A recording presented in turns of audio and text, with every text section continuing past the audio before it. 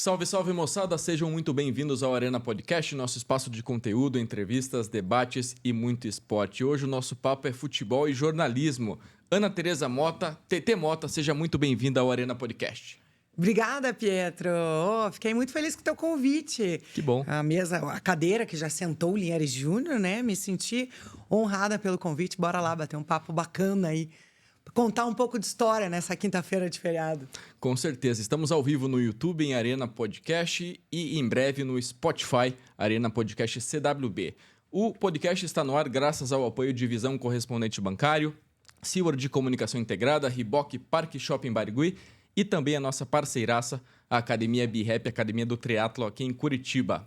Ana, vamos começar com a seguinte pergunta. Como é que o esporte surgiu na sua vida? Conta um pouco pra gente. Primeiro que ninguém me chama de Ana. TT É muito Mota. difícil. TT Mota, não Muito adianta. bem.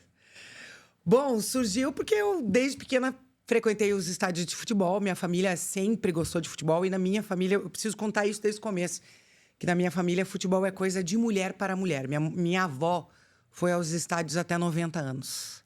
Minha mãe pegou esse gosto e a gente é em 3 filhas mulheres e desde muito pequena a gente frequentava os estádios. E aí, lá com meus 16, 17 anos, eu olhei para o gramado e falei, cara, deve ser muito legal estar ali atrás do gol.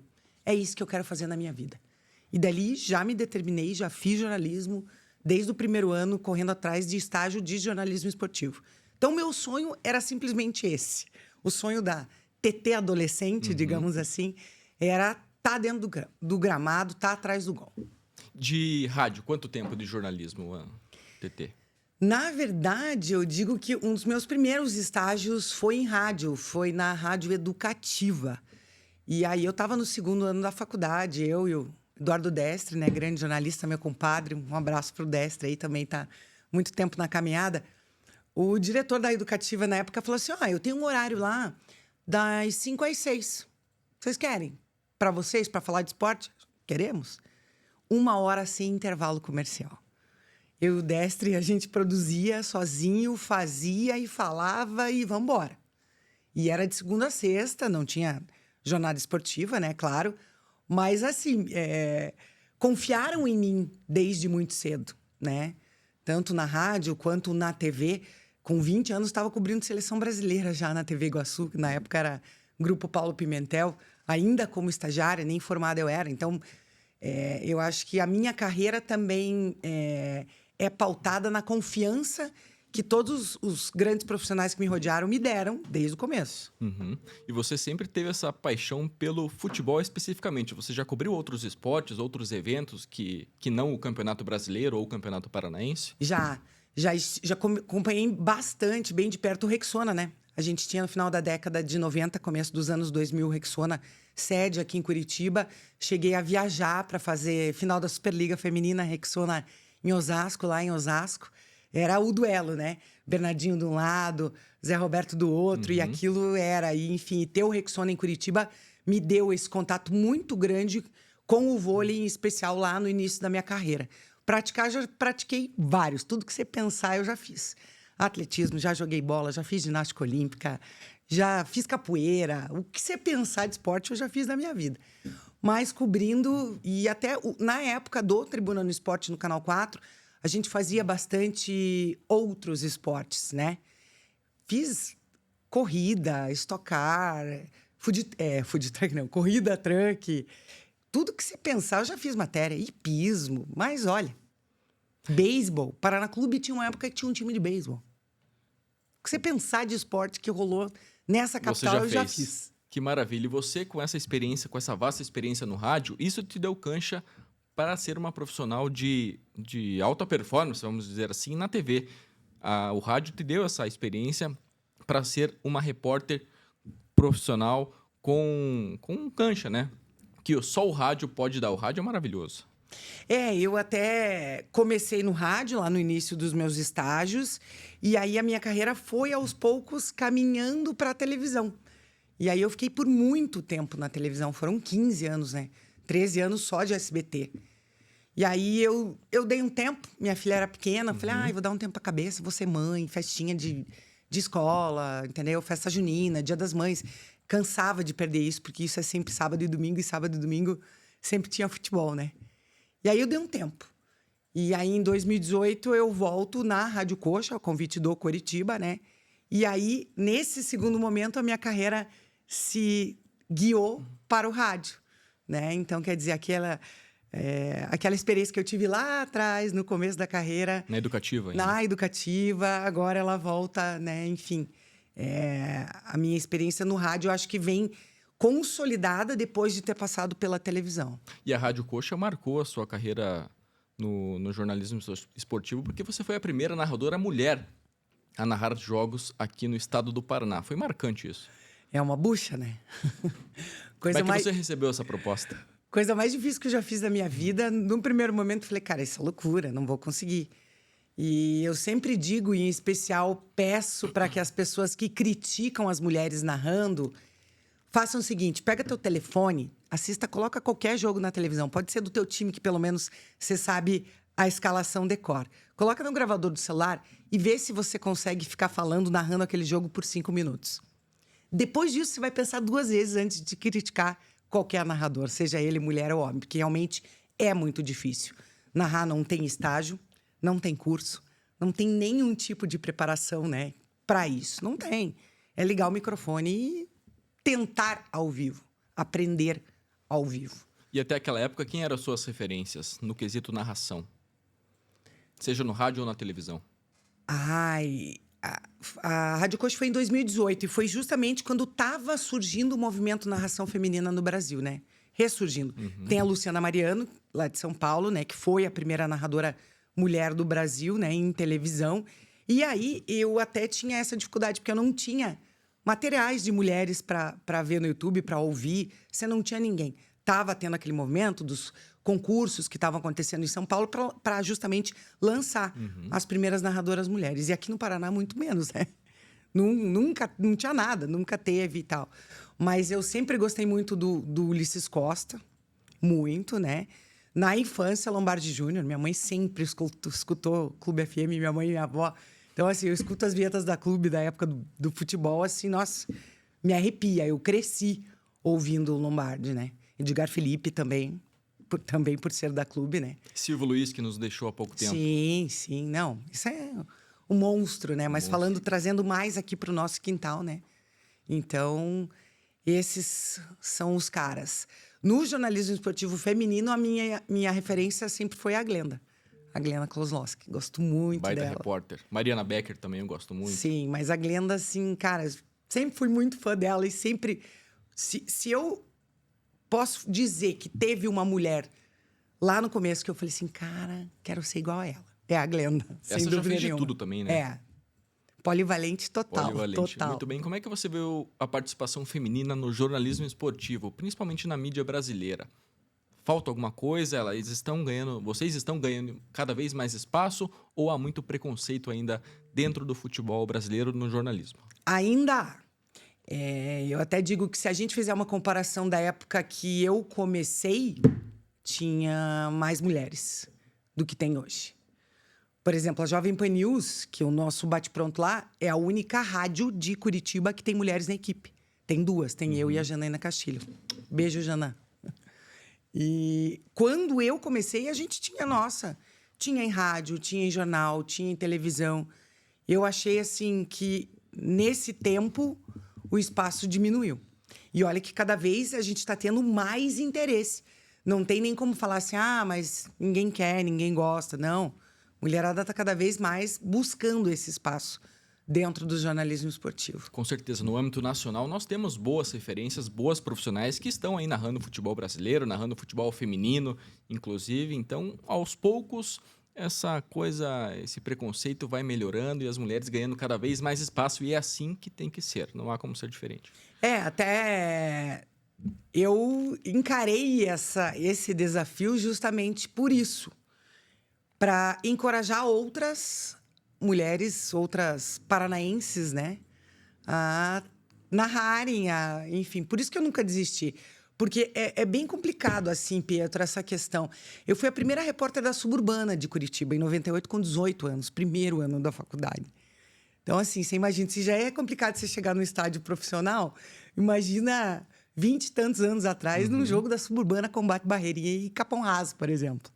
Complicadíssimo. Com a torcida no teu pescoço. Não, aqui fungando no cangote, né? Não tem chororô, minha nega. E assim, e eu sempre falo isso, que eu nunca desisti para que outras se espelhem e falam, eu consigo. E acho que o segredo da mulher no jornalismo esportivo é justamente esse, é não desistir. É não desistir, porque se você for desistir com o primeiro não que você leva, com a primeira olhada de cima a baixo que te olham, com o primeiro Maria Chuteira que você escuta ali de um coleguinha na sala de imprensa, aí, meu filho, não ia ter nenhuma. Não ia ter nenhuma. Porque existe sim, existe até hoje, não é mimimi, né? Inclusive, até esses dias a Leila Pereira, né, presidente do Palmeiras, fez uma entrevista coletiva só para jornalistas mulheres e ela falou isso. Gente, não é mimimi. E realmente não é. Não é. Né? Por quê? Porque se você é mulher e trabalha com jornalismo esportivo, você tem que provar 2 vezes mais que você entende de futebol, que você tem capacidade que tá por ali, de estar ali. E se você erra, qual é a primeira frase? Ah, é mulher. Se um homem erra no ar, ninguém olha e diz, ah, é um homem. Passa batido. Não adianta. E isso é cultural. E você, como repórter da Tribuna naquela época e agora repórter da Rádio Jovem Pan, como era a receptividade por parte da torcida nos estádios aqui em Curitiba e também no Paraná? E agora, como repórter da Rádio Jovem Pan, muita coisa mudou ou as coisas continuam na mesma ainda? Como é que tá? Então, na época do Tribuna, nossa, Tribuna foi tudo, né, cara? Eu digo, a gente era feliz e não sabia, eu acho, aquilo, né? E eu tinha livre acesso nas 3 torcidas, ia, frequentava, entrava nas organizadas, tomava uma beira lá nos fanáticos, quando eu ia fazer uma matéria, ia fazer uma entrevista, chegava lá na Império, chegava na Fúria, sempre fui muito bem tratada. E eu sempre gosto de contar um episódio que nos 3 estádios, tanto na Arena, quanto no Couto, quanto na Vila Capanema, as torcidas cantavam meu nome. Antes de começar o jogo, quando eu estava no gramado ali, fazendo as entrevistas, né? Cada uma tinha uma musiquinha, né? A torcida do Atlético cantava Eira, eira, a teteia da caveira. Do Paraná, sai do chão... Não, do Coxa, sai do chão, a teteia do Verdão. Que show. E do Paraná, o terror, a teteia tricolor. Porque até então... No Tribuna, eu não tinha revelado ainda o meu time, né? Meu time foi revelado agora com a Rádio Coxa, né?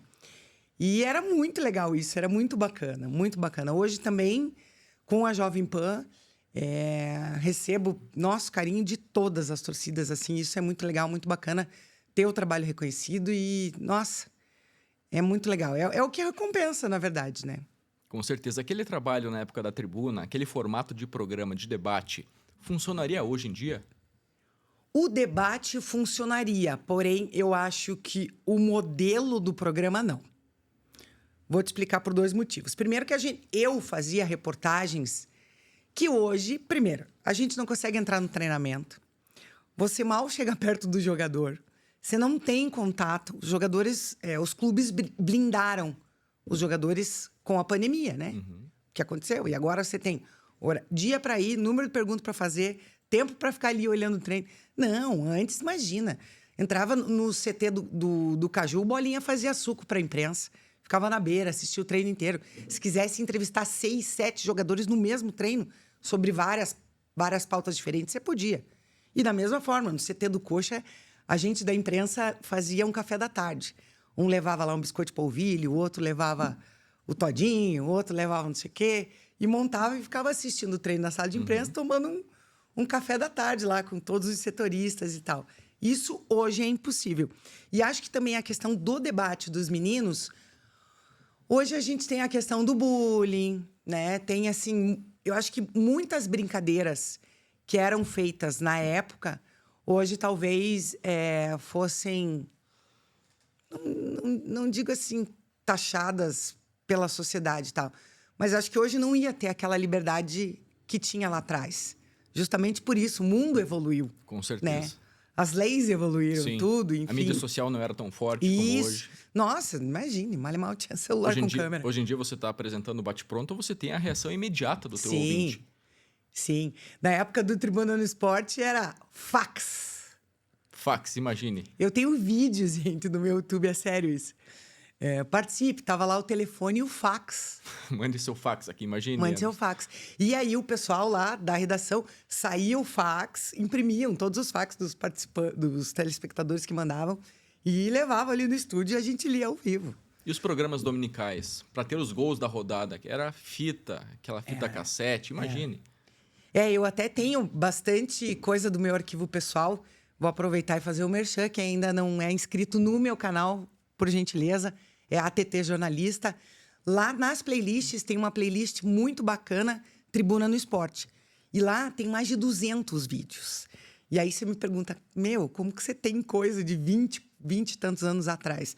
Justamente por isso, eu guardava as matérias mais legais, mais relevantes, em fita cassete, copiava para o meu portfólio. Aí passei para DVD e do DVD eu passei todas para o YouTube.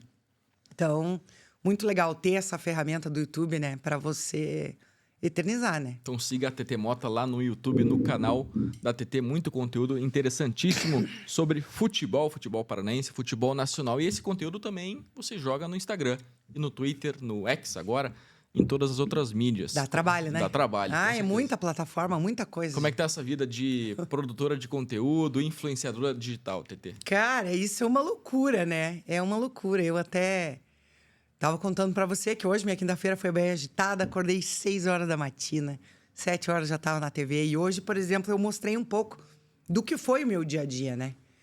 Então, não é fácil, não é...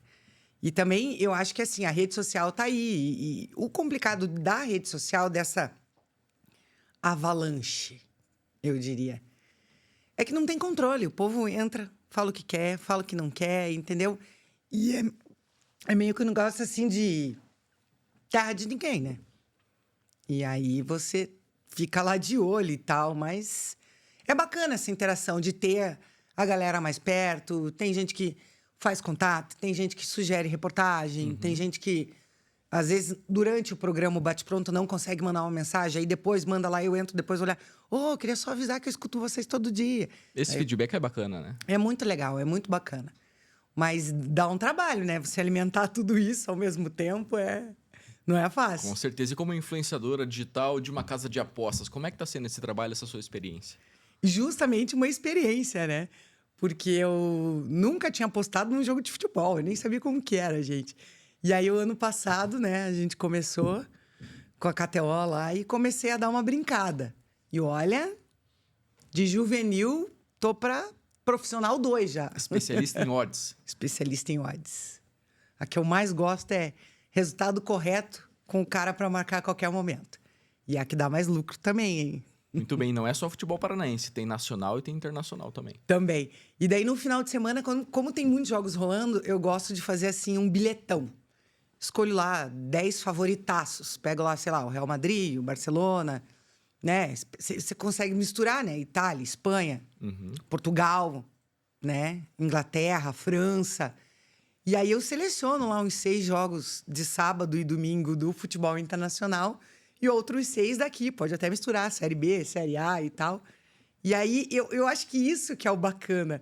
É você torcer ali para um time que não é o que você torce. E isso é muito legal, isso é muito mágico. Porque você torce pelo seu palpite e você não torce pelo time, né? Mas você torce para aquele gol daquele cara como se fosse o time que você torcesse. Sim. E eu acho que isso que é mágico, né? Sempre com responsabilidade. Sim. Eu ponho R$2 aqui, R$3 ali, 4 pila, 10 pila no máximo. Não tem, né? Não dá. Senão não dá, não tem dá. condição. E apostar no seu time jamais também. Depende. Ou rola? Rola. Depende. Tem que... E outra, tem que estudar antes, né, Pietro? Porque você põe lá que, como a gente estava comentando, se o Caleri vai marcar gol, aí o Caleri começa no banco de reserva. Então tem que dar uma pesquisada antes. É um trabalho jornalístico, de apuração, de estudo. E até quando eu vou apostar no futebol internacional, campeonato argentino, campeonato espanhol, francês, eu entro lá, dou uma olhada na classificação. Esse é segundo, esse é vice-lanterna, será? Não, aqui não vai dar zebra, eu vou aqui. Então, sempre dá uma olhada na classificação do campeonato para ir nas apostas um pouco mais seguras. Né? Claro, com certeza. TT, vamos falar um pouco sobre a sua atual função, o seu atual trabalho na Rádio Jovem Pan. Como é que foi esse convite ali para trabalhar em uma empresa tão grande como é a Jovem Pan, Curitiba Jovem Pan News? Você sabe que eu sempre tive o sonho de trabalhar no Grupo RIC. E era uma coisa assim que eu ainda tinha comigo, que eu ainda ia fazer. Nossa, tenho diversos amigos lá. Nossa Senhora. O dia que eu cheguei, parecia que trabalhava lá fazia, sei lá, 2, 3 anos, 5. Tem muita gente que eu cruzei ao longo da minha carreira que trabalha lá hoje em dia, né? Então, desde o primeiro dia, eu me sinto em casa. Convite feito pelo Grande Linhares Júnior de trazer aí essa nova opção para o ouvinte curitibano, paranaense, brasileiro e mundial. Porque agora o YouTube não tem fronteiras, né? Com a certeza. gente tem ouvintes que acompanham o Curitiba Atlético com a gente nos Estados Unidos, no Japão, em tudo quanto é lugar. Todo dia, não importa o horário que seja, eles estão ali fiéis com a gente para ficar bem informado da dupla Atletiba, do Paraná Clube e também agora do Londrina e do Maringá, porque o Bate Pronto Paraná é estadual. E foi muito legal. O nosso primeiro ano, que foi o ano passado, a gente até surpreendeu e nos surpreendeu, porque o resultado foi muito bacana. A equipe coordenada pelo Linhares é muito legal, uma piazada muito massa. Só gente boa, gente da melhor qualidade. E eu acho que esse é o segredo da equipe, o astral. Porque pra gente não é um trabalho. Eu não vou lá obrigada. Primeiro que eu faço o que eu gosto, no lugar que eu sempre quis e rodeada de pessoas bacanas. Então, todo dia quando eu saio da minha casa não é aquilo assim... Ai, que saco, eu tenho que trabalhar. Não, eu já acordo animada, assim, sabe? Por esse astral que tem na Jovem Pan News, na equipe do esporte, no Grupo RIC em geral. Então, assim, a casa, o grupo acolheu muito bacana a gente. E estamos aí, incomodando. E essa mescla de profissionais que estão chegando agora no mercado de trabalho e profissionais que já estão há algum tempo nessa jornada do jornalismo esportivo. Como que é essa mescla? É bom, é importante para a equipe ter os mais jovens com os mais antigos ali no meio de comunicação? Esse é o segredo. Eu acho que esse é o segredo da nossa equipe, né? A gente tem pessoas que já têm uma rodagem maior e gente que está segurando o microfone pela primeira vez. E como lá atrás me deram um microfone pela primeira vez, né? E tá revelando ali talentos, 20 anos da Licânio, o Matheus Santana, o Mate, Dudu Oliveira, também são aí os mais jovens da equipe. Rogério Scarione, que já tinha uma boa experiência no YouTube, né, nas redes sociais. Agora também, para ele ter um microfone de rádio na mão é uma novidade. O Alexandre Senechal, que sempre foi de editorias, sites e tal, e agora também, né, tá se revelando aí no rádio. E aí, o lado da experiência. Eu, a Janaína Castilho, sempre foi meu sonho trabalhar com a Jana. A gente sempre foi amiga. Isso, long time ago, né? Felipe Dal, que também tem uma boa experiência em rádio, assessoria. E o Grande Linhares Júnior, que dispensa comentários. Capitaneando toda essa moçada aí. Esse aí é o comandante do barco. E a função apresentação, na apresentação, tá sendo uma experiência boa para você? Tá sendo bacana. Eu até... Antes de ir para a Jovem Pan, tava na Rádio Mais, apresentando o jornal. Você até esteve lá. Estive lá. Muito legal. Então, aí, a apresentação... Eu estava apresentando o jornal, né? Era outra coisa, diferente do futebol. Mas era a apresentação. Então, acho que aquele ano que eu apresentei as 2 edições do jornal, manhã e tarde, me deu essa bagagem E volta aquilo que a gente falou. A televisão, né? Te dá... Eu acho que fazer TV é muito mais difícil que fazer rádio. Não tenho dúvida disso. Não tenho dúvida disso. E hoje, qual que é o desafio do rádio? O rádio virou TV. O rádio virou TV. O rádio virou TV. Tanto que quem acompanha o Bate Pronto Paraná, se você assistir e acompanhar pelo YouTube, você vê na televisão na sua casa como um programa de TV. A gente mostra os gols, as entrevistas são com imagem, enfim, tem tela de jogos, classificação. Né? É um programa de TV. E eu que faço toda essa produção. Então, o programa é do meio-dia às 2. Às vezes o pessoal fala, mas só trabalha do meio-dia às 2. Só. Não. Desde as 9 da manhã tô lá, fazendo produção, pegando no pé da piazada, dos repórteres. Daí, o que tem para hoje? Vamos. Vai mandar o material? Já mandou a entrevista? Cadê? Qual que é a manchete? Qual que é o gancho? E é duro comandar essa turma aí toda. E o bom é que é on demand, né? Por exemplo, o Bate Pronto você pode assistir em qualquer horário do seu dia, assim como o Arena Podcast. É, muito legal. O YouTube é uma ferramenta maravilhosa, né? Que te dá essa possibilidade. Transformou o rádio em televisão e tem esse atemporalismo, né? Que você pode assistir quando você quiser, onde você quiser. Como eu já falei, né? De gente do mundo inteiro. Com certeza, daqui a pouco eu quero conversar com a TT sobre os times aqui do nosso estado. Mas antes quero falar sobre a Academia BeHappy, um centro esportivo completo com mais de 3.600 metros quadrados, natação, natação infantil, crossfit, ginástica, beach tênis e muito mais. A BeHappy fica na rua Bento Viana, 609, no bairro Água Verde, em Curitiba. Muito obrigado pela parceria, Academia BeHappy, Academia do Triatlon, aqui em Curitiba. TT, momento do Coritiba Futebol Clube na Série B do Campeonato Brasileiro. Qual a sua avaliação? Decepção. Repetindo os mesmos erros que teve ano passado. Troca de treinador, demorou para mandar o Guto embora, a mesma coisa que aconteceu ano passado com o Antônio Oliveira. Ano passado, contratações que não renderam, não surtiram efeito. Curitiba gastou... Curitiba não, né? A SAF gastou um rio de dinheiro e não deu certo. Esse ano, pelo contrário, trouxe pouca gente. Mas daí também não dá certo para ir com o que tem, né? Eu sou bem ressabiada quanto ao acesso do Coritiba esse ano. Tem bons adversários ali na Série B. Não. E Série B a gente sabe, né? Todos os times que disputam não é fácil. É pedreira, é jogo a jogo. E é uma disputa que na última rodada pode um gol do adversário te impedir o seu acesso, né? Tanto que a gente teve um ano que o Coritiba caiu com um gol da Chapecoense, né? No jogo da Chapecoense. Sim. E então, nem dependeu do Coritiba aquela queda, por exemplo. E a Série B, eu acho que ela tem isso. E esse ano tá complicado. Os times, mesmo aqueles assim que você fala, não é favorito e tal. Não tem time bobo, né? A gente sempre fala isso, cansa de falar. Mas eu acho que primeiro, antes de olhar os adversários, tem que olhar pro próprio umbigo. Para sua casa, para a cozinha. A gente tá quase chegando na metade do ano, não tem um treinador. A manutenção do Rames ali à frente da equipe, você concorda? Você discorda? Não, Prefere discordo. um treinador mais experiente? Discordo. Eu até acho que o Coxa tá esperando a movimentação do mercado. Tá esperando algum treinador mais qualificado. Não que o James não seja, eu tô falando do mercado, Sim. né? Ser demitido de algum outro clube da Série B, né? Talvez fora do Brasil, não sei. Mas eu acho que o Coritiba tá com muita cautela e muito pé no chão nessa escolha, porque não pode errar.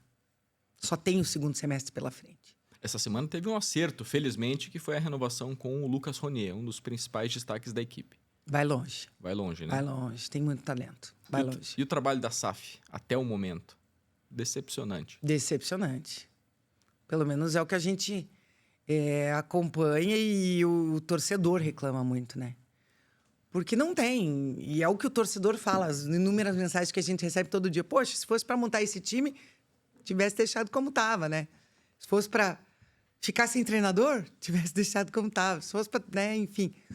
O torcedor, eu acho que não tá vendo assim com bons olhos o que está sendo feito até agora, sabe? Você acredita que o torcedor brasileiro ele tem entendido qual é o trabalho de uma SAF? Que SAF é empresa, empresa visa lucro. E empresa é a dona do clube. Você acredita que já entrou na cabeça do torcedor qual é a essência de uma SAF? Porque para muitos se vendeu dessa forma. A SAF vai salvar o meu time. A SAF vai montar uma baita equipe e vai ser campeã brasileira. Eu até acho que o torcedor tenha consciência de que o trabalho das SAFs não é a curto prazo. Eu acho que isso já entrou na cabeça do torcedor, que não é a curto prazo. Porém, a do Coritiba está 2 anos comandando o barco. Quer dizer, primeiro ano caiu para a Série B. Segundo ano, estamos na metade do ano. Eu não tenho 100% de confiança que o Coritiba suba. E eu acho que o torcedor coxa branca também não. Também não. Até estavam... tava tendo a questão das faixas, né? Criticando o trabalho da SAF, né? O trabalho do CEO, do Amodeu. E de não deixarem entrar com as faixas e tal. Porque é isso que você falou, agora é deles. Você deixa entrar na tua casa que você não quer? Claro que não. Então. Vai fazer o quê? Então. E o modelo de SAF no Brasil, eu não vejo nenhum modelo de sucesso até o momento. Bragantino. Bragantino? Uhum. Pois é, Pra mim, tem Bragantino. uma boa estrutura. Tem Sim. convicção no técnico, Sim. manutenção, contratação de jogadores, revelações que vêm surgindo Pra ali no mim, Bragantino. Podem até falar, mas não ganhou o título até agora. Mas sempre tá na Sul-Americana, sempre tá na ponta lá incomodando o Campeonato Brasileiro. Eu acho que, assim, na minha visão, o Bragantino até agora é o case de SAF de sucesso. Cruzeiro já é a segunda gestão de SAF. Foi vendido. Botafogo, John Textor fazendo aqueles... O Vasco, uma baderna. O Vasco, uma baderna, briga judicial e o escambau. Quem mais? Bahia. Bahia. Palmeiras tem dono. É. É por aí. Bragantino é o... Bragantino é referência. Eu acho que é a referência. Muito bem. Atlético Paranaense, TT. Está jogando neste momento pela Copa Sul-Americana. Ai, ano do centenário, né, gente? Acho que a torcida atleticana tá com sede de título esse ano, sabe? E assim, um título tem que mordiscar. Seja a Copa do Brasil, seja a Sul-Americana, ou seja o brasileiro. Acho o brasileiro mais difícil. Né? Eu acho... Só que eu acho que também isso depende muito do movimento dos outros grandes clubes nessas competições, né? Então, assim, você fala, mas pode ser campeão da Copa do Brasil? Pode, já foi. Pode ser campeão da Sula? Pode, já foi. Pode ser campeão brasileiro? Pode, já foi. Mas esse movimento, a gente, claro, tem outros clubes que eu destaco os 3 de principal investimento, que é Palmeiras, Atlético Mineiro e Flamengo, e vai depender da movimentação desses nessas outras competições. Né? Porque, é claro, conforme se vai perdendo as competições, saindo fora das competições internacionais, o time vai priorizando o Campeonato Brasileiro. Uhum. E isso deixa o título brasileiro a disputa mais acirrada. Né? Então, eu acho que depende desses outros 3 times aí, nas outras competições, conforme for, dá para sobrar um título no colo do Atlético nesse ano do centenário. O Cuca está conseguindo deixar com que o trabalho seja com a cara dele ali na equipe do Atlético. Não. O time tá com a cara dele, né? E ele tem essa gana de vitória, né? Sempre foi... Nossa, enfim, acompanhei o trabalho do Cuca muito de perto quando era técnico do Paraná, técnico do Coritiba. Cansei de entrevistá-lo, né? E ele sempre foi essa pessoa... o treino dele de muito trabalho, ele não dá moleza. E essa pessoa que tem... Como a gente fala, né? Sangue nos olhos. E tem propriedade, né? Para falar com os jogadores, né? Tem. Foi campeão por onde passou. Sim. Respeitado em todos os sim. lugares, né? Quanto a isso, não tem nem o que dizer. Uma coisa é você trazer um Juan Carlos Osório, que era desconhecido, chegou aqui, fez o que fez. E os caras vão olhar e falar assim, cara, jogou onde, né? Não, até jogou, mas tô falando assim, meu... O que você ganhou no futebol brasileiro para vir cobrar a gente com essa propriedade? E hoje em dia o perfil do atleta de futebol profissional ele é diferente daquele perfil dos anos 80, anos 90, até dos anos 2000, né? O cara, hoje em dia, ele manda no vestiário. Muitas vezes ele derruba técnico. Acontece muito. Daquela época já era. Já era assim. Já era assim, já tinha assim. E isso é um movimento que a gente até às vezes percebe quando isso está acontecendo. Eu sempre indago os meninos lá no bate-pronto quando isso está acontecendo. Mas será que... Com o Coritiba, a gente viu esse movimento o ano passado, na transição. Antônio Oliveira, Zago e tal. Eu senti e até indaguei eles sobre isso. E o Cuca tá com o time na mão. O elenco fechadinho, time do Atlético unido, estrutura nem se fala, né? Chegou o centenário aí com uma... Nossa Senhora, de parabéns. Podia dar para clonar o Petralha, né? Todo mundo fala. Porque, pô, cara... De tirar o chapéu. A próxima gestão do Clube Atlético Super Paranaense, empreendedor. Após a era Petralha, é uma incógnita ainda para muitos.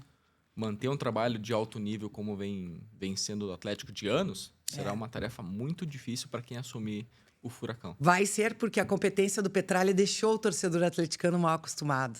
Com certeza. Ao caminho das vitórias, enfim, né? Sem dúvida nenhuma. Vai ser um grande desafio. Esse Atlético pós-gestão Petralha, né? E eu não tenho dúvida que internamente no clube já estejam se preparando para isso. Com certeza. Falamos sobre o Coritiba, falamos sobre o Atlético Paranaense e o Paraná Clube agora, que está tentando se reerguer sob o eu comando do torço técnico tanto tcheco? pro Paranito, pro Tcheco também, meu amigo querido, né, gente? Nossa, também cansei já de entrevistar e tal. O Paraná não merece estar onde tá, né? Cobri o Paraná na Libertadores em 2007. Fui grávida ao Maracanã, cobri Paraná e Flamengo. Libertadores. E aí você vê o Paraná numa segunda divisão do Campeonato Paranaense. É triste. Não gosto. Tem torcida, não venham... o povo brinca, né? É uma Kombi. Não, olha aí, olha o que os caras fizeram. Com certeza. Torcida maravilhosa. Fez festa na Arena, fez festa no Couto, fez festa na Vila. E tô bem confiante no trabalho do Tcheco. No trabalho do Tcheco. E pelo que a gente tá percebendo, os jogadores que vieram estão muito afim. Compraram a ideia dele. Compraram a ideia. E até porque a gente tem no elenco do Paraná jogadores que já vestiram a camisa paranista. O Eltinho, o Cristiano. E eu acho que tendo essas peças que já passaram pelo tricolor, esses caras conseguem, né, passar para os outros o que é o sentimento, né? E o que representa o tricolor para a sua torcida, né? Porque não é fácil, cara. Não é fácil. Pensa, fica 9 meses sem ver teu time jogar. Sem calendário. Sem calendário, não. E assim, é um trabalho formiguinha. Para o Paraná voltar, ter calendário, disputar a Copa do Brasil e tal, se tudo correr bem, 2026, né? E todo esse planejamento futuro depende dessa divisão de acesso. Agora. Mas muito legal, muito bacana a campanha de marketing, né? O trabalho que o empresário lá, o Carlos Werner, está fazendo, resgatando tudo isso no torcedor tricolor. Muito bacana. Eu acho que vai dar certo. Eu acho que sobe. Aquele dia, os dias, né, nos jogos no Couto Pereira, na Arena da Baixada, Curitiba estava tomada por torcedores do Paraná. Pessoas, crianças, indo almoçar já com a camisa, acordando e vestindo a camisa tricolor. Não, Isso muito legal, muito legal. Eu tenho mais convicção que o Paraná sobe do que o Curitiba. Se eu puder, digamos, tivesse que pôr a mão no fogo, eu colocaria minha mão no fogo pelo Paraná, pelo acesso do Paraná e não colocaria pelo acesso do Coxa. A missão do Curitiba é dificílima. Dificílima. Nós falamos sobre alguns técnicos aqui, Cuca, Tcheco e tantos outros que passaram pelo futebol paranaense. Queria falar sobre esse cara aqui, ó. Alex esse cara de Souza. é fácil. Assumiu o Antalyaspor recentemente. Será técnico na Turquia. Pois é, já estamos falando para ele alugar uma casa grande lá, né? Porque eu vou querer conhecer a Turquia agora, né? Esse cara eu tenho a honra de ter acompanhado também desde pequena. Quando ele estava subindo para o profissional do Curitiba, eu estava começando também na crônica. Então, foi meio que a nossa carreira no começo ali se cruzou, digamos assim, né? E tive o privilégio de me tornar uma grande amiga dele, da Daiane, da família. Ele é gente de dentro da minha casa, né? Quem me conhece, quem me acompanha nas redes sociais sabe disso. E esse cara, ele é fenomenal. Eu até falei para ele essa semana, no nosso grupo lá, falei, olha, eu acho que ele vai escrever de novo o nome dele na história do futebol turco. E agora de uma outra forma. Como treinador. Porque o carinho que aquele povo tem por ele, o que ele representa lá. Até assim, se você tem amigos que já foram para a Turquia, parentes, enfim, as pessoas voltam e falam, gente, só falam Alex de Souza, Alex de Souza. Eu acho que pra gente que nunca foi pra Turquia, é um pouco difícil mensurar o que representa lá, sabe?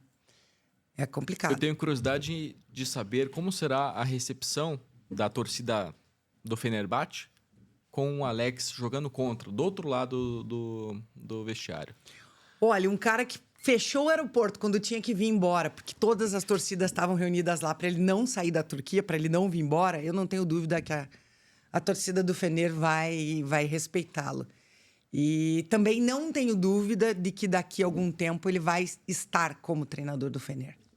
Né? Porque eu acho que a volta dele da Turquia até desperta esse desejo no próprio clube e na própria torcida que tanto ama, né? Então, cabeça, aluga uma casa grande aí que nós vamos conhecer a Turquia agora. E o Alex, que estava cotado para assumir o Curitiba nessa fase na Série B. Passou pelo São Paulo, pelo Sub-20, depois assumiu o Avaí, também na Série B, e está iniciando essa carreira de futebol. Tem futuro, Alex, como treinador? Ele é uma pessoa muito estudiosa, muito inteligente. Eu sempre digo que eu conheço inúmeros jogadores de futebol.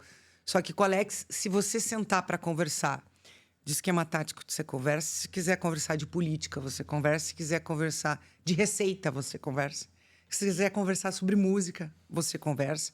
E ele é uma pessoa muito inteligente, e isso me surpreende, né? E ele se preparou. E assim, não adianta, né, Pietro? O cara, para ser treinador de futebol, o cara que foi jogador, um treinador que for jogador é uma coisa. E o treinador que não foi jogador é outra coisa. Não adianta. O treinador que já foi jogador, ele tem cheiro do vestiário. Uhum. E eu acho que isso passa na veia. E isso faz diferença quando o cara tá na beira do campo. Independente se é o Alex ou qualquer um, né? O próprio Tcheco, né? Que tá aí com esse grande desafio no Paraná Clube, né? Os dois também praticamente começando junto toda essa nova geração, né? Alex, Mozart, Tcheco, tantos aí que a gente tem, Rogério Correia, dessa nova safra aí de treinadores que jogaram aqui no nosso futebol. E eu acho, não tenho dúvida, eu achei assim que o Brasil ficou meio ressabiado de dar uma oportunidade para ele. E uma das coisas que ele sempre fala é a questão que a maior dificuldade para quem quer ser treinador depois que foi jogador é o rótulo. Que aqui no Brasil se rotulam muito os treinadores. Ah, esse técnico é bom para subir. Quando você tá na Série B, você mira um cara que é experiente em Série B. Trabalho a curto prazo. É. Mas assim, ele é bom para subir, mas por que ele não é bom para ser campeão? Uhum. Né? Ou, não, esse fulano aqui é bom para ser campeão. Que é o cara para ser campeão. Mas por que ele não é bom para subir? Né? E esse rótulo dos treinadores incomoda muito o Alex, né? E acho até por isso, meu ponto de vista, por isso que ele não teve uma grande oportunidade, pelo menos até aqui. Aí vão falar, mas não tinha experiência. Teve a experiência no São Paulo, teve a experiência no Avaí, mas é igual o primeiro emprego, né, gente? É igual a gente na profissão, né? Claro. Se tô aqui com uma carreira consolidada, é porque, já falei aqui no começo, alguém lá atrás me deu uma chance. E eu acho, e no caso dele ainda é pior, porque o cara é um ídolo. E aí a bagagem, a responsa, né? Tudo isso pesa. Ele comentou esses dias em um podcast sobre o processo de renovação no Avaí. O Avaí caiu para a Série B e a diretoria o chama para renovar. Mas praticamente com os reservas que caíram porque os titulares foram embora. Se recolocaram no mercado e foram embora. Aí ele pergunta, esses jogadores vão aceitar o mesmo discurso do ano passado? Os reservas vão aceitar o mesmo discurso? Será que eles vão entender a mensagem? Como é que a gente vai fazer com que esse grupo chegue e busque o acesso no ano que vem? Ele é um cara consciente e sabe o que está falando ali, porque ele conhece quem está ali dentro. Sim, e ele não assumiu o Coritiba por questão de horas. O Guto Ferreira cai 00:40 e até então o Alex não tinha fechado com o clube turco. E aí, às 6 horas da manhã do outro dia, do domingo, se eu não estou enganado, o jogo do Coxa foi no sábado ou sexta, não lembro o dia da semana agora. 6 horas da manhã, o empresário dele liga e fala assim, ó, fechei. 2, 3 horas depois, o Coritiba liga. Quer dizer, se o Coritiba liga para ele no momento que demite o Guto Ferreira, ainda naquele dia, durante a madrugada, ele tinha aceitado. É impressionante, né? Sempre ele atrasado. Tinha aceitado. Sempre atrasado. Ele tinha aceitado e não teria ido para a Turquia, até por conta de ficar perto da família, né? Enfim. Tá acompanhando aí o Felipe, filho dele, jogando e tal. E ele gosta de estar perto, né? Sempre. A filha mais velha, a Maria, é tenista, mora na Argentina. A Antônia, do meio, jogadora de vôlei, mora em Barueri. E o Felipe no futebol. E ele aproveitou até esse tempo, até começar na carreira, desde a parada até... Fala, não, agora vou ter que voltar a trabalhar para acompanhar. E ele é um cara muito, muito de família, gosta sempre de estar perto, né? E acho que para os filhos, futuros atletas, né? Futuros não, já são atletas. É muito importante, né? O que ele passa de atleta, até de treinador, né? Porque, querendo ou não, ele tem esse conhecimento também. Muito bem. E seleção brasileira, TT? Como é que você avalia o trabalho de Dorival Júnior agora na Copa América? Fiquei muito feliz. Para mim, o Dorival era o cara. Sempre falei isso. Sempre defendi a presença do Dorival no comando da seleção. Eu acho ele a cara da seleção. Eu acho que ele merecia essa chance. Também é um treinador multivencedor. Não temos nem o que falar. Tem uma vírgula. Nossa, e é um cara que pelo que a gente vê, todos os jogadores que conhecem ele e tal, elogiam. Eu também já entrevistei, trabalhou no Coritiba, peguei, nossa, bastante tempo do Dorival no Coxa, bem de perto, cara muito bacana, sensacional. E eu acho que vai dar certo. Só que o problema da seleção é a questão, assim... Cara, a gente sabe, né? Aqui dá pra falar que muita convocação que é obrigada, imposta, né? Por empresários, pela própria CBF, né? E você fala assim, tá, mas os melhores estão jogando no exterior, né? E aí o torcedor fica bravo, que não convoca muita gente do Campeonato Brasileiro. Pega a galera que tá jogando fora. Mas, às vezes, será que o Dorival queria estar convocando mesmo aqueles? Né? Enfim, Por exemplo, os atacantes. Hendrick, Evanilson, do Porto, Martinelli, PP, Rafinha, Rodrigo, Savinho, do Girona e Vini Júnior. É o grupo ideal para o ataque da seleção brasileira? Eu acho que tinha que ter dado um tempo para a cabeça do Richarlison mesmo. Ele estava precisando desse tempo, né? E acho que também... E assim, podem até me criticar, mas para mim, Neymar na seleção deu. Já era. Tem que justamente já pensar no próximo ciclo. Não tem como. Concordo. Já tem que olhar para frente. Ver já uma nova safra, virar a página. É o que está acontecendo no quesito goleiro ali. Temos o Bento e o Rafael, Atlético Paranaense e São Paulo. Não, o Bento tem que ser titular, né? Tem que ser titular, porque você até pensa... por exemplo, vai levar o Alisson e tal. Mas, gente, se a gente vai pensar em 2026, nós temos que virar a página. Infelizmente. É o melhor, é o mais bem pago, é o que mais ganha título fora. Beleza. Mas a gente tem que já olhar a longo prazo. E acho que é isso que o Dorival tem que fazer. Com certeza. O Everton teria espaço ainda nesse grupo? Eu acho que tem que dar chance pro Bento. Pro Bento? Eu acho. Titular? Eu acho. Bento deve ir para a Europa nas próximas semanas. Sim. Deve fechar com algum clube europeu. Acho que a Inter de Milão está no páreo. Inter de Milão e o Sporting de Portugal. Sporting também de Portugal. Demonstrou interesse. É por aí. TT, como é que foi a sua experiência na Rádio Coxa com o grande e ídolo Caco Mazanic? Eu amo o Caco. Amo o Caco de paixão. O Caco também, a gente conviveu muito tempo, né? Porque ele era setorista do Coritiba, quando eu era repórter da TV, e ele estava presente nesses cafés da tarde que eu citei aqui anteriormente. Caco é uma pessoa maravilhosa, coração muito legal, muito bacana. A equipe da Rádio Coxa também, eu digo que foram pessoas que, na minha vida, foram presentes. A Lara Mota, adoro a Lara, foi muito legal também fazer dupla com ela, né? O Cezinha, narrador, né?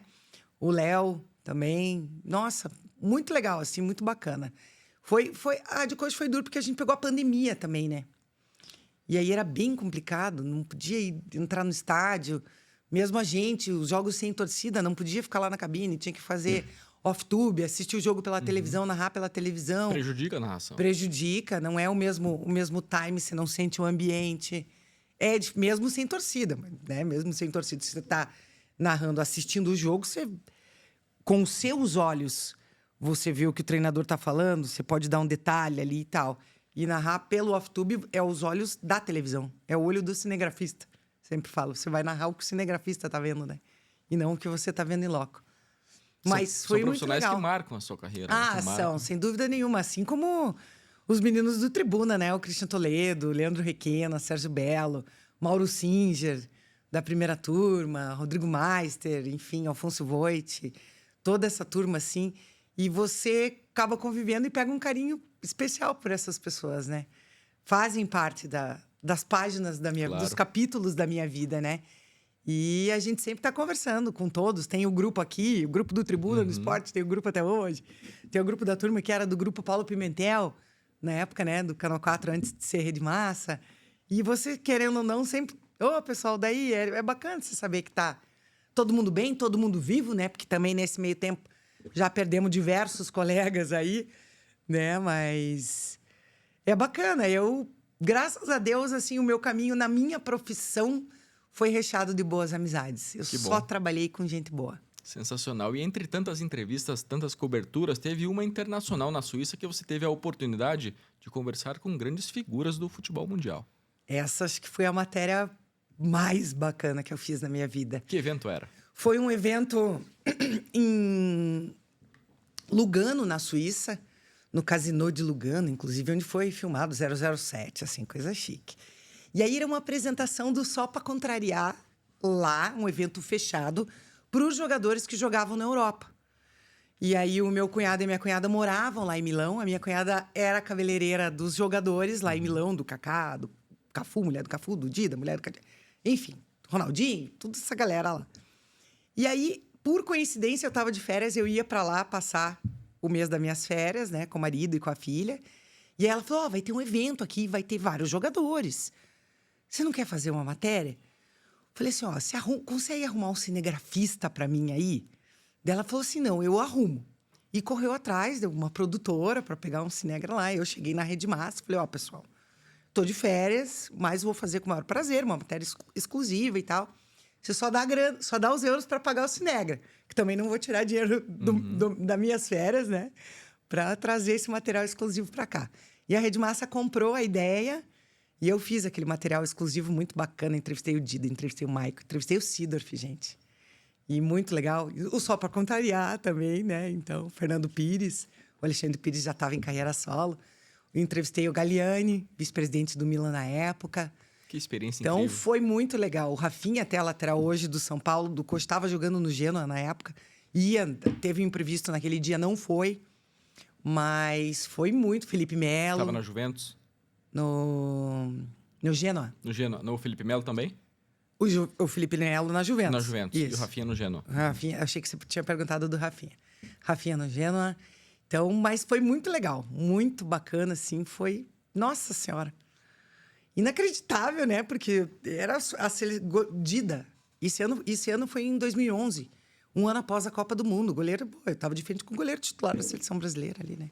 Que maravilha. Que e ainda incrível. depois fui tomar um café na casa do Dida e da Lúcia lá, um dia, comer um aperitivo. Foi legal. Visitou o San Siro? Sim, fui num jogo.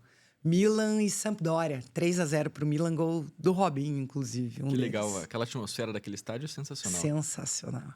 Muito bem. Queria ter dinheiro para viajar, só conhecer os estádios do mundo. Tem um estádio agora de domingo, Wembley, que vai receber Real Madrid e Borussia Dortmund. Esse eu não pela conheço. Final da Champions League. Tem um sonho? Tenho. Fui recentemente no Parque dos Príncipes, em Paris, agora em março. Também um sonho realizado. Assistir um jogo do PSG ao vivo, ver o Mbappé jogar ao vivo. Isso, meu Deus, não tem dinheiro que pague, né? Como é a torcida do PSG? Sensacional. Sensacional. Tem um lado lá onde fica a organizada.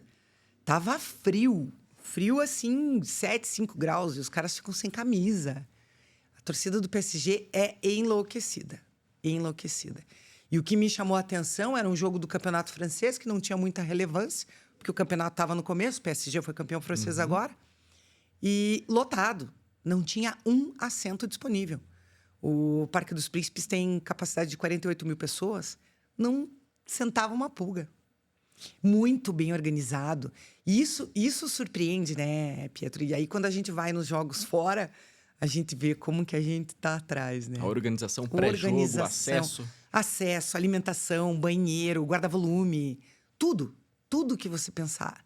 É assim, nossa, você fala assim, meu Deus, realmente é outro mundo. A segurança dentro do estádio. É outro mundo. É outro mundo mesmo. Ainda pretendo colocar alguns estádios. O Wembley é um dos... Mas acho que o próximo que eu quero ir... Eu não sei se do Barcelona ou do Real Madrid. Tô pensando aí. Tem um lá na Turquia, bacana, do Fener. Talvez seja o meu próximo, né? Tô falando aqui que eu quero ir no do Real e do Barcelona. Talvez seja o do Fener o próximo aí, não sei. Vamos ver. Que bacana. No mundo do jornalismo esportivo, tem algum sonho ainda de cobertura? Algum sonho que você ainda não realizou? Cara, se eu falar pra você que tenho, não tenho. Sonho de que todo jornalista esportivo é entrevistar o Pelé, e eu tive esse privilégio, né? Aquela foto que vale milhões, né? Não adianta. E o dia que eu fui entrevistá-lo, quando estava lançando lá o projeto do Pelé Pequeno Príncipe, segurava o microfone do SBT e minha mão tremia, assim, ó. E um negócio incontrolável, assim. Juro, eu digo, sempre conto que foi o único dia que eu literalmente tremi da base. Mas esse eu acho que seria, assim... meu maior sonho. Cobrir seleção brasileira eu já cobri, né? Enfim, acho que para quem galga uma carreira de jornalismo esportivo, esse seria, né? Olimpíada, tem vontade? Não. Não? Não.